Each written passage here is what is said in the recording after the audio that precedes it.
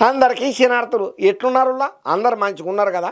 ఇక ఎప్పటి లెక్కనే ఇవాళ కూడా ధమాకా దుమ్ముదులిపే వార్తలను మీకోసానికని తీసుకొచ్చిన కాబట్టి పురాగా ఒడిచిపోయేదానిక చూస్తేనే ఉండుండ్రి అన్నట్టు. మీరు మన ఛానల్కైతే మంచిగా ఆదరణ చేస్తున్నారు కాబట్టి మీకు కోటి శనార్థులు చెప్తున్నామయ్యా.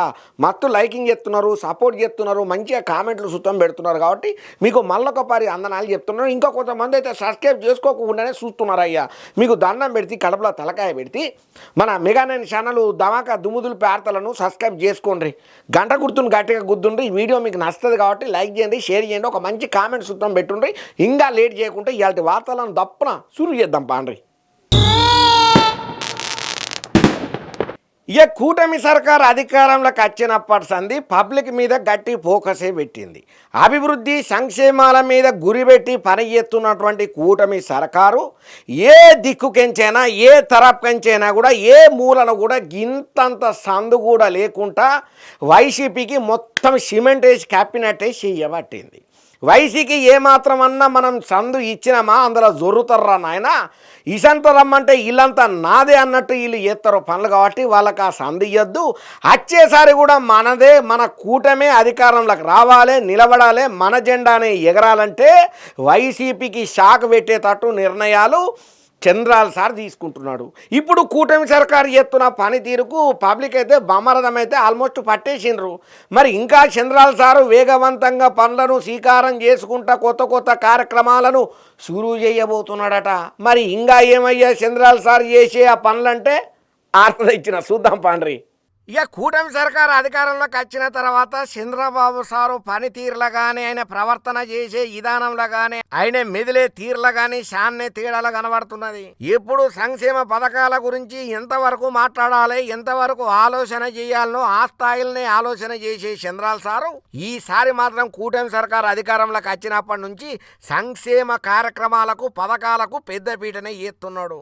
ఎన్నికలలో చాలా హామీలు ఇచ్చిండు కదా, ఇంకా వాటిని అమలు చేసేటట్టుగా చంద్రాల సర్కారు గట్టి ఆలోచనలే చేస్తున్నది. ముఖ్యంగా చంద్రబాబు ఎప్పటికప్పుడు అధికారులతోని మీటింగులు పెట్టి దిశానిర్దేశాలు చేసే కాదు, జప్పున అప్పటికప్పుడు ఆర్డర్లు సుత్తమెత్తున్నాడు. మళ్ళా రాబోయే రోజుల్లో జగన్ అధికారంలోకి రావద్దు అని అంటే మనం ఇచ్చిన హామీలను పక్కా నెరవేర్తేనే మళ్ళా పబ్లిక్ మనకు బ్రహ్మరథం బట్టి మళ్ళా మనల్ని అధికారంలో కూర్చోబెడతారని చెప్పి చంద్రాల సార్ చేస్తున్న గట్టి ఆలోచనట.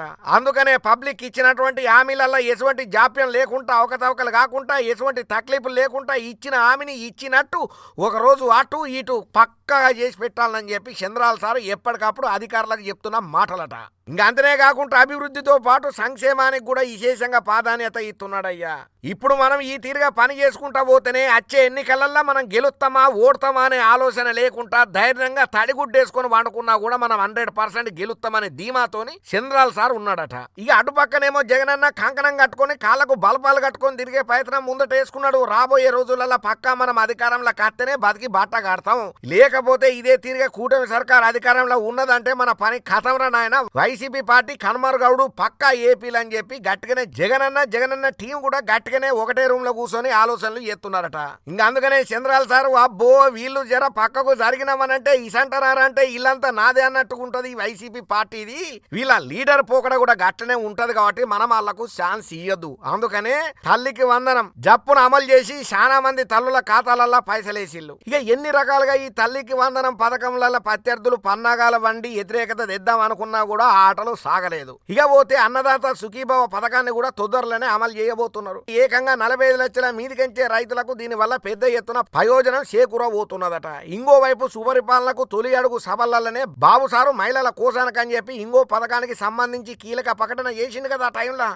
ఆగస్టు 15కి ఈ పథకాన్ని అంటే మహిళలకు ఫ్రీ బస్ అన్న సదుపాయాన్ని కల్పన చేయబోతున్నాడట. దాంతో పాటు ఈ ఫ్రీ బస్సు వల్ల తెలంగాణలో అవుతున్నటువంటి ఆటో డ్రైవర్ల గోల్డెన్ సప్పుడు ఏది ఉన్నదో దాన్ని క్షుణ్ణంగా పరిశీలన చేసినటువంటి బాబు సారు ఆటో డ్రైవర్లకు ఆర్థికంగా ఆదుకునుడు కోసం కొత్త పథకాన్ని అమల్లోకి తీసుకురాబోతున్నాడు. ఇక ఇప్పుడు నిరుద్యోగ యువత కోసానికని చెప్పి ఇంకో పథకాన్ని అమలు చేసే కసరత్తులు గట్టిగానే చేస్తున్నది కూటమి సర్కారు. ఇక టీడీపీ కూటమి ఎన్నికలలో ఇచ్చిన హామీలు ఏమున్నాయో ఉద్యోగమైన ఇత్తం ఇస్తాం లేదా నెలకు 3,000 రూపాయల భృతి అన్న ఇస్తామని అన్నారు కదా. దాని ప్రకారం చూస్తే ఈ పథకం విధి విధానాలు ప్రభుత్వం ఖరారు చేసే పనుల కూటమి సర్కారు గట్టి ఆలోచనలకే రెడీ అయ్యిందట. ఇక డిగ్రీ పురాగా చేసుకున్నా కూడా కొలువు లేక ఖాళీగా ఉన్నోళ్లకు నిరుద్యోగ భృతి ఇవ్వాలని ఆలోచన చేస్తున్నది కూటమి సర్కారు. ఇక ఈల డేటాను కూడా ఎప్పటికప్పుడు తెప్పించుకొని కావాల్సినటువంటి చర్యలు ఆలోచనలు గట్టిగానే చేస్తున్నదట. ఇంక అంతనే కాకుండా స్కిల్ డెవలప్మెంట్ కార్పొరేషన్ ద్వారా శిక్షణ కూడా ఇస్తామని అంటున్నారు. ఇక ఈ శిక్షణ ఇచ్చే టైంలల్లా నెలకు 3,000 రూపాయల భృతిని కూడా ఇస్తామని కూటమి సర్కారు చెప్తున్నది. ఇక దీని వల్ల వాళ్ళకు స్కిల్స్ పెరిగి ఉపాధి అవకాశాలు కూడా పెద్ద ఎత్తునే పెరుగుతాయని చెప్పి దాంతో వాళ్ళకి ఖచ్చితంగా ఉద్యోగాలు వస్తాయని అంటున్నాడయ్యా చంద్రాల్ సారు. ఇక ఇదే గ్యాప్ ల భృతి కూడా ఇస్తే 2 విధాలుగా మేలు అవుతుందనే ఆలోచన చంద్రాల్ సార్ కు గట్టిగానే ఉన్నదట. ఇక ఈ పథకానికి తెల్ల రేషన్ కార్డు పక్కా ఉండాలని, పేదలుగా వాళ్ళ అయ్యి ఉండాలని ఇటువంటి నిబంధనలను కొన్ని పొందుపరిచి ఈ పథకాన్ని కూడా అమలు చేసేటట్టుగా చంద్రాల్ సారు ఆలోచన చేస్తున్నాడు. ఇక అనుకున్నట్టుగా అన్ని పథకాలను ఇచ్చిన హామీలను నెరవేర్చాలని చెప్పి చంద్రాల్ సారు గట్టిగానే ఫోకస్ పెట్టి కూర్చున్నాడట. ఇంకా అంతనే కాకుండా వైసీపీ పార్టీకి మనం ఆ విధంగా మాటలతోని కాకుండా శాతాలతోని చేసి చూపించాలి, వాళ్లకు నోరెత్తకుండా చేయాలని గట్టి సంకల్పంతో సంక్షేమ అభివృద్ధి కార్యక్రమాల వైపు చంద్రాల్ సార్ ఫోకస్ పెట్టిండన్న ముచ్చట ప్రతి ఒక్కరు తారీఫ్ చేయబట్టిండ్రు. ఈ ముచ్చట ఎరికైన తర్వాత ఇక మాజీ ప్రధాని పివి నరసింహారావు సారు 104వ జయంతి ఇయ్యాల. ఇక ఈ జయంతి సందర్భంగా పార్టీలకు అతీతంగా పెద్ద పెద్ద నాయకులనే కాదు చిన్న చిన్న కార్యకర్తలు సుతం సార్కు నివాళులనైతే అర్పణ చేసిళ్ళు. మరి ఎవరెవరు ఎక్కడ నివాళులను అర్పించిండ్రు 104వ జయంతి సందర్భంగా పివి నరసింహారావు సార్ కనంటే వార్త చూద్దాం పాండ్రి. ఇక మాజీ ప్రధాని పివి నరసింహారావు సారు 104వ జయంతిని పురస్కరణ చేసుకుని హైదరాబాద్ లో పివి గార్డ్ దగ్గర చాలా మంది కాంగ్రెస్ నేతలు లీడర్లు గట్టిగానే హాజరుపడి నివాళులనైతే అర్పణ చేసిళ్ళు. ఇక ఈ సందర్భంగా మంత్రి పొన్నం ప్రభాకర్ సార్ మాట్లాడుకుంటా భారతదేశంలో ఎన్నో ఆర్థిక సంస్కరణలను తెచ్చి యావత్ ప్రపంచానికే పివి మార్గదర్శకంగా నిలిచిండని చెప్పుకుంటా వచ్చిండు. దేశ ఆర్థిక రంగంలో ఆయన చేసిన సేవలు మరవలేని అని కొనియాడుకుంటా వచ్చిండు. అయ్యా విద్యా రంగం బలోపేతం ఆయనతోనే సాధ్యమైందని చెప్పుకుంటా వచ్చిండు. పివి తీసుకున్న అనేక గొప్ప నిర్ణయాలు భావి తరాలకు ఆదర్శం. ఆయన గొప్ప వ్యక్తిని వ్యక్తిగతంగా కలిసే అవకాశం నాకు అనేక సార్లు దక్కిందని చెప్పుకుంటా వచ్చిండు పొన్నం ప్రభాకర్ సారు. ఇక ఈ కార్యక్రమంలో పొన్నం ప్రభాకర్ సార్ తో పాటు అనేక మంది కాంగ్రెస్ నాయకులు, హనుమంతరావు సారు, కొండా సురేఖ మేడం ఇక ఇట్లా చెప్పుకుంటా పోతే బాగా మంది ఆధారపడి పివి సార్ కు నివాళులనైతే అర్పణ చేసిండ్రయ్యా. ఇక ఇటు పక్కన మాజీ సీఎం కేసీఆర్ సార్ కూడా ఆయనకు ఘనంగా నివాళులనైతే అర్పణ చేసిండు. పివి మన తెలంగాణ టీవీ, భారతదేశ ఆనిముత్యం అని చెప్పుకుంటా వచ్చిండు. పివి స్ఫూర్తితోని ప్రజా సంక్షేమ పాలన కొనసాగించడమే ఆయనకు మనం అర్పించే నివాళి అని చెప్పుకుంటా వచ్చిండు కేసీఆర్ సారు. మాజీ ప్రధాని పివి నరసింహారావు సార్ జయంతి సందర్భంగా ఆయన దేశాభ్యున్నతికి చేసిన కృషిని కేసీఆర్ సార్ స్మరణ చేసుకుంటా వచ్చిండు. ఒక తెలంగాణ బిడ్డగా, పాలనా దక్షుడిగా, భారత ప్రధానిగా క్లిష్ట పరిస్థితులలో ఉన్న దేశ ఆర్థిక వ్యవస్థను గాడిన పెట్టిన జాతి ఔన్నత్యాన్ని నిలబెట్టిన గొప్ప వ్యక్తి పివి అని చెప్పి ప్రశంసన చేసిండయ్యా కేసీఆర్ సారు. ఇంక అంతనే కాదు ఈ పివి నరసింహారావు సారు బహుభాష కోవిదుడుగా, సాహితీవేత్తగా, రాజకీయ దురంధరుడుగా, దేశ ఆర్థిక సంస్కరణల పితామహునిగా ప్రసిద్ధిగాంచిన తీరు అజరామమని చెప్పుకుంటూ వచ్చిండు కేసీఆర్ సారు. ఇక అటుపక్కన చంద్రాల్ సారు, నారా లోకేశం సారు కూడా పివి నరసింహారావు సారు 104వ జయంతిని పురస్కరణ చేసుకుని నివాళులనైతే అర్పణ చేసిండ్రయ్యా. ఇక ఎక్స్ వేదికగా రియాక్ట్ అవ్వకుండా పివి సార్ ను స్మరణ చేసుకున్నారు. ఆయన తీసుకొచ్చినటువంటి ఆర్థిక సంస్కరణలను దేశ పరిస్థితిని మార్చినాయి అని గుర్తు చేసుకున్నారయ్యా. బహుముఖ ప్రజ్ఞాశాలి మాజీ ప్రధాని అనుకుంటా కూడా చంద్రాల్ సార్ ఒక ట్వీట్ లో చెప్పుకుంటా వచ్చిండు. భారత మాజీ ప్రధాని పివి నరసింహారావు గారి 104వ జయంతి సందర్భంగా నేను ఘన నివాళిని అర్పణ చేస్తున్నా. దేశం క్లిష్ట పరిస్థితులలో ఉండగా అప్పుడు ప్రధాని బాధ్యతలను స్వీకరణ చేసి ఆర్థిక సంస్కరణల ద్వారా దేశ గతిని మార్చిన పివి సారు ఎప్పటికీ స్ఫూర్తిగానే నిలబడతాడు. ఆ మానీయుని స్మృతికి మరొక్క మారు నివాళులు నేను అర్పణ చేస్తున్నా అనుకుంటా ఏపీ సీఎం చంద్రాల్ సారు ట్వీట్ చేసుకుంటా వచ్చిండయ్యా. ఇక మన ధమాకా దుమ్ముదులిపి ఆర్తలకెంచి కూడా భారత మాజీ ప్రధాని పివి నరసింహారావు సార్కు 104వ జయంతి సందర్భంగా నివాళులను అర్పిద్దామయ్యా. ఇక మొన్నట్ల అహ్మదాబాద్లో విమాన ప్రమాదం ఎంత గోస్ అయ్యే, ఎంతమంది అకారణంగా జీవిడిసే, ఎంతమంది జీవాలు వాయే, ఎంతమంది కోరికలు గాల్లో కలిసిపోయానో ప్రత్యేకంగా చెప్పాల్సిన పని లేదు కదా. దాని తర్వాత చిన్న చిత్కా అక్కడక్కడ మనకు చిన్న ప్రమాదాలు కూడా కనపడ్డాయి. విమానానికి సంబంధిక చేసే ఇక ఈ బాధలే మనకి ఇట్లున్నాయిరా అంటే ఆ ఎయిర్పోర్టు గదెనులా గాలి మోటార్ ఆఫీసర్లు ఉంటారు కదా, ఆ టీం అందరితో కట్టి ధూమ్ధామ్గా డీజే సప్పులతోటి సంబరాలు చేసుకుంటున్నారట. ఈ ముచ్చట ఎరికైనప్పటి నుంచి మత్తు బాధ అనిపిస్తున్నది. మరి వాళ్ళు ఎందుకు అట్లా చేసుకుంటున్నారో మనం కూడా ఒక పారి మన ధమాకా దుమ్ము దులిపే దాంట్లో అరుచుకొని వద్దాం పాండ్రి. అబ్బాబాబాబా, దేనికైనా రాసి పెట్టి ఉండాలి. ఎంజాయ్మెంట్ అనేది జీవితంలో ఒక భాగమే గాని ఎంజాయ్మెంటే జీవితం అయిపోయినట్టు ఉన్నదయ్యా వీళ్ళను చూస్తుంటే. ఆడ మగానే తేడా లేకుండా అందరూ కలిసి కట్టుగా ఎగిరి దునుకుడు చూస్తుంటే మస్తు హ్యాపీగా ఉన్నది. ఏయ్ అబ్బా, ఆహా, యువలు ఏమాత్రం తాగుతలేరు కదా. ఇది చూడుండ్రి, ఎంజాయ్మెంట్ అంటే గిట్లు ఉండాలి, లైఫ్ అంటే గిట్ల ఎంజాయ్ చేయాలి. అబ్బో, ఈ కోట్ వేసుకున్న పెద్ద సార్ అయితే మొత్తం రప్ప ఆడుతున్నాడు కదా. ఆహా, పెద్ద సారు మామూలు టాలెంట్ కాదు. అబ్బా, ఎన్నేళ్ళ సందో బుక్క బట్టి ఆపుకున్న టాలెంట్ను మొత్తం ఈ తిరిగా బయటపట్టినరు కదా. బా, కానీ ఏమన్నా ఎగిరి దునుకుతున్నారా వీళ్ళ ఆటలను చూస్తుంటే 10 ఒక్కరు కూడా అవ్వా ఏమన్నాటనా ఆహా మస్తు ఎంజాయ్ చేస్తున్నారు అనిపిస్తున్నదిలే. ఎంజాయ్ కాదు, అసలు ముచ్చట ఎరికైతే తీసి బండకేసి కూడా గూతబద్ద అవుతుంది. అరే, అహ్మదాబాద్ విమాన ప్రమాదమైన కొన్ని రోజులలోనే ఆఫీసులకు ఈ తిరిగా పార్టీ ఏర్పాటు చేసిండ్రంటే గీళ్ళని ఏమన్నాడు చెప్పోన్రీ.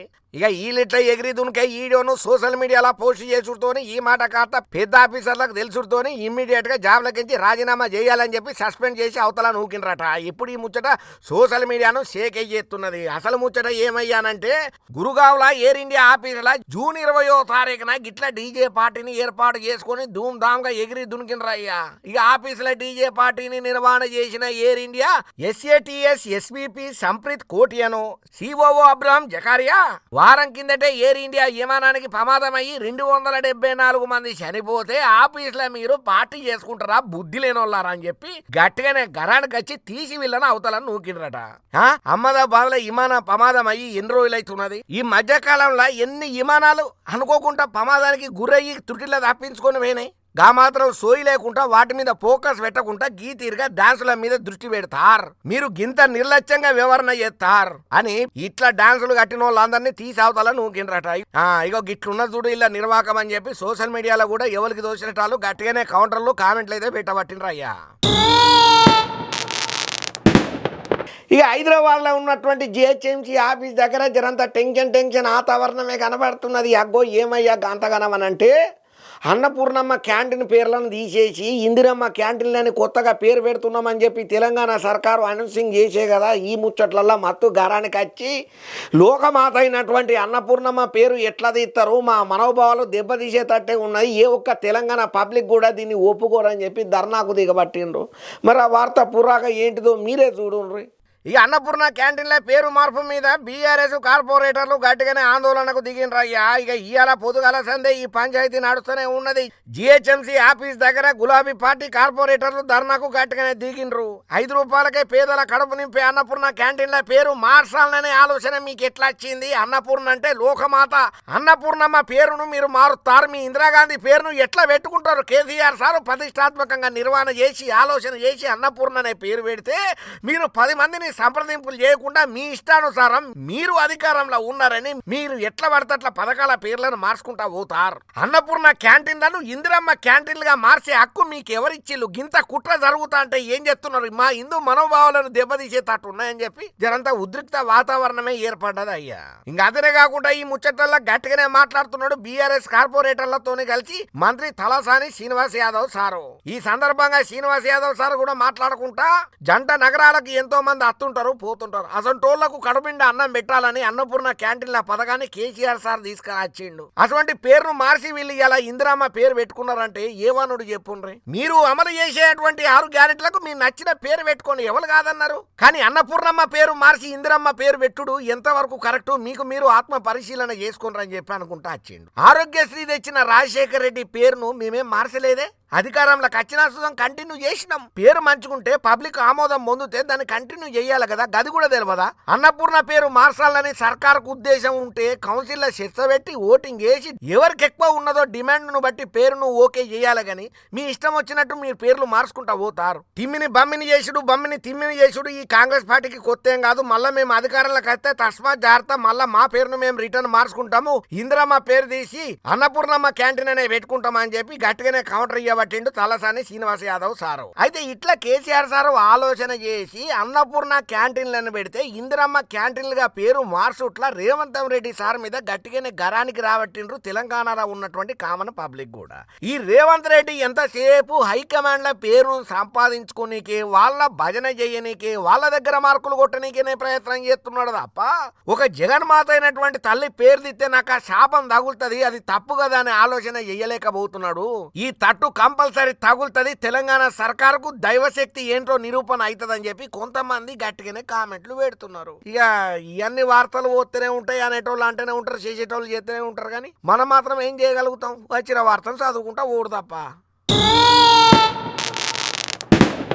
ఏందో ఏమో నువ్వు ఈ మధ్యకాలంలో భార్యాభర్తల అనుబంధాల గురించి ఎంత తక్కువ మాట్లాడుకుంటే అంత మంచిది అన్నట్టున్నది. ఇష్టం లేకపోతే ఎవరికి వాళ్ళు పోయి సపదాకా కాపురాలు చేసుకుంటే అయిపోయేది. కానీ శివరాకరికి ఉత్తగా అన్నాలంగా మొగుళ్ళ పానాలందు ఇవ్వబట్టిండ్రు. ఈ ముచ్చట్లల్లో మనమే కాదు, హనుమంతన్న కూడా రియాక్ట్ కాబట్టిండు. మరి హనుమంతన్న ఏం శుద్ధులు చెప్పిండి భార్యాభర్తల కోసానికని మీరే చూడండి. ఏదేమైనా దినం మనం ఈ మధ్యకాలంలోనైతే ఈ కిరాయిం స్టోరీలకు సంబంధించిన వార్తలు గట్టిగానే వినబడుతున్నది. పిల్లం మొగుని చంపిందని, మొగుడు పిల్లంను చంపిందని చెప్పి, అత్త అల్లుని చంపిందని చెప్పి, అల్లుడు అత్తను చంపిందని చెప్పి, ఇంకా ఇట్లా చెప్పుకుంటా పోతే ఈ మధ్యకాలంలో మనిషి జీవి తీసుకున్నాడు అనేది కోడి మీద కోసినంత ఈజీ అయిపోయిందయ్యా జనాలకు.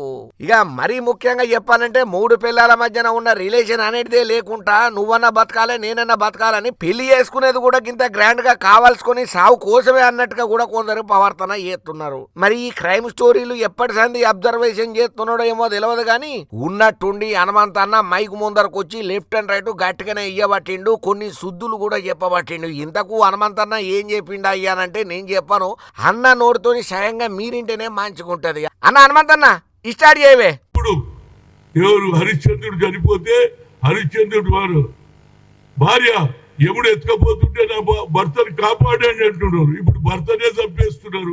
కనుక ఈ ఆచారం పోవాలంటే తప్పనిసరిగా మనం ఆలోచన చేయాలి.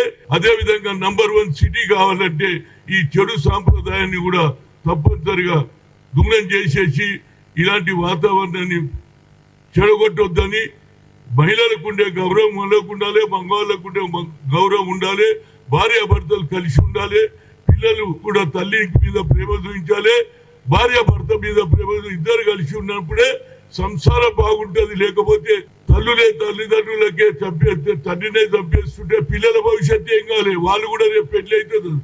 ఇదే విధంగా ఏదైతే లవ్ అఫేర్ జరుగుతుందో ఈ లవ్ అఫేర్స్ పక్కకు పెట్టి ఆలోచన చేయండి. మీరు లవ్ అఫేర్ తెలియకుంటే కావాలంటే మీరు పెళ్లి చేసుకోండి. ఎందుకంటే మీకు వచ్చినటువంటి వయసు సరిపోతుంది కాబట్టి కొట్లాడి చేసుకొని కానీ పెళ్లి చేసుకుంటారు. తర్వాత భార్య భర్తను ఏ విధంగా చంపాలని మహిళలే అయ్యేదో పెళ్లి చేసుకుని ఆడపడిచే స్కెచ్ చేసే వాతావరణం నేను చూడలేదు. దీని మీద నేను హైటెక్ సిటీలో ఏదైతే జరుగుతుందో అది కూడా బంద్ కావాలని నేను ఎవరికి శ్రీధర్ బాబుకు లెటర్ రాస్తున్నా. ఇంటిరా హనుమంతన్న ఏమంటున్నాడు? దీన్ని బట్టి చూస్తే హనుమంతన్న చాలా రోజుల సందే ఈ క్రైమ్ స్టోరీలను గట్టిగానే ఫాలో అవుతున్నట్టున్నాడు. బాధ మాత్రం గట్టిగానే కనబడుతున్నది అన్నకు. ఎందుకనంటే చాలా విషయాలు మైక్ ముందడే చెప్పాలనుకున్నాడు కానీ కొన్ని విషయాలు చెప్పలేక వేయండు. ఇప్పటికైనా చాలా మంది హనుమంతన్న చెప్పిన వీడియోనన్నా ఫాలో అయ్యి గట్లా ఏకుండ్రయ్యా మీకు దండం పెడితే కడుపులో తలకాయ పెడితే అని హనుమంతన్న చెప్పినటువంటి ముచ్చట్లల్లో ప్రతి ఒక్కరు కామెంట్లు, ట్వీట్లు, కౌంటర్లు ఇచ్చుకోబట్టిండ్రయ్యా.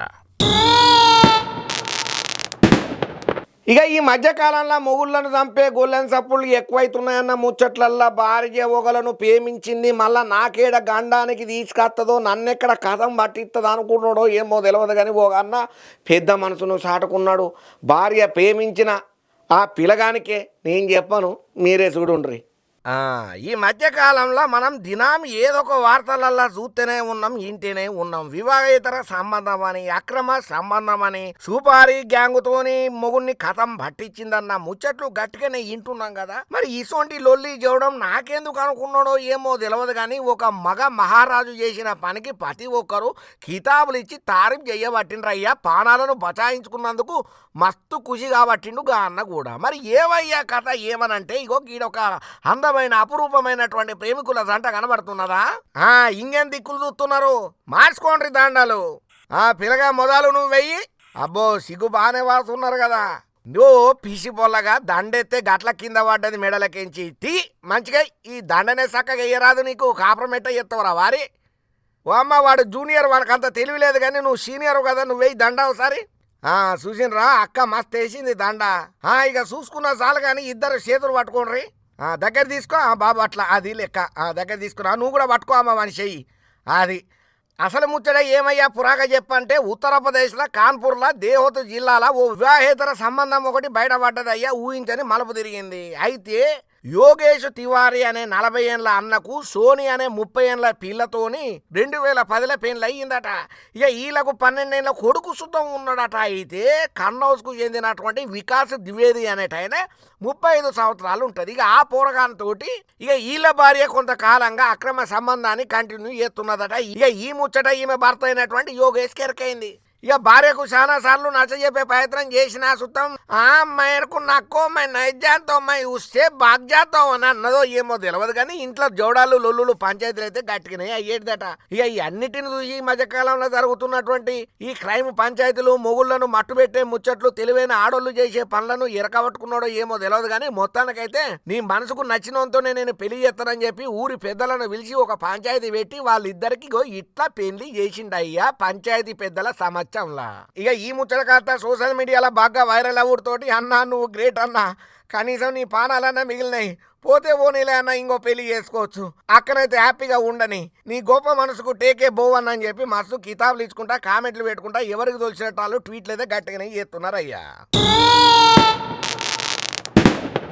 ఇక అన్న కొత్తగా పెళ్లి చేసుకున్న సంబరంలలో ఉండగానే మంచిగా పట్టు చీరతోని పాల గ్లాస్తోని రూమ్లకు ఎంట్రీ ఇచ్చిన పిల్ల అబ్బా ఆహా ఓహో అనుకోగానే చిన్నగా అన్నకు ఒక షాక్ తగిలేటట్టు షాకు తీసి చూపెట్టిందట. అగ్గో పెళ్లి కొడుకు పెళ్లి కూతురు షాక్ చూపించిందా ఏమన్నదయ్యా ఏందని అంటారా ఈ ముచ్చట చెప్పేది కాదు చూసేది.